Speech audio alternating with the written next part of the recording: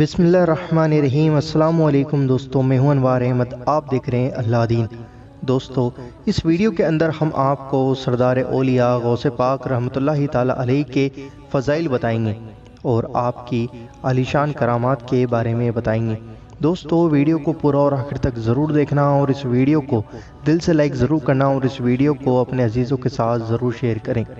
आइए नाजरीन, जानते हैं सरदार औलिया गौस पाक रहमतुल्लाहि ताला अलैहि मकबूल बारगाह इलाही कुतुबुल अक़ताब मज़हर विलायत, वालिद की तरफ से हसनी, वालिदा की तरफ से हुसैनी सैयद हैं। सुभान अल्लाह। आपके वालिद माजिद हज़रत अबू सालेह मूसा जंगी दोस्त रहमतुल्लाहि ताला अलैहि को हुज़ूर नबी करीम सल्लल्लाहु ताला अलैहि वसल्लम की ज़ियारत हुई आपकी पैदाइश के वक्त, और आपने फरमाया, ए मेरे बेटे अबू सालेह, तुझे अल्लाह रब्बुल इज़्ज़त ने वो बेटा दिया है कि जो मेरा बेटा और महबूब और खुदा का भी महबूब है, और उसका मर्तबा औलिया में ऐसा होगा जैसा मेरा मर्तबा अंबिया में है।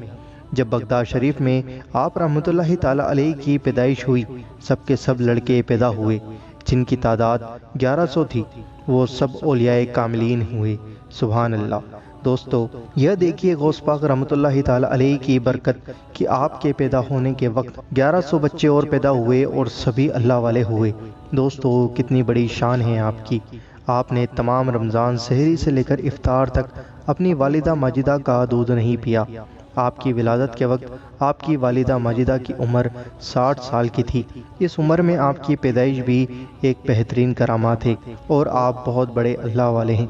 दोस्तों, हुजूर सैयद शेख अब्दुल कादिर जिलानी रहमतुल्लाहि ताला अलैहि की बहुत सी करामातें हैं और बहुत बड़ी शान है। अल्लाह ताला हम सब को अपने हबीब के सदके औलिया इकराम की ताज़ीम और अदब करने की तौफीक अता फरमाए। आमीन, अल्लाहुम्मा आमीन। दोस्तों, कमेंट बॉक्स में आमीन ज़रूर लिखें। क्या पता किसके मुंह से निकला हुआ आमीन कब कबूल हो जाए।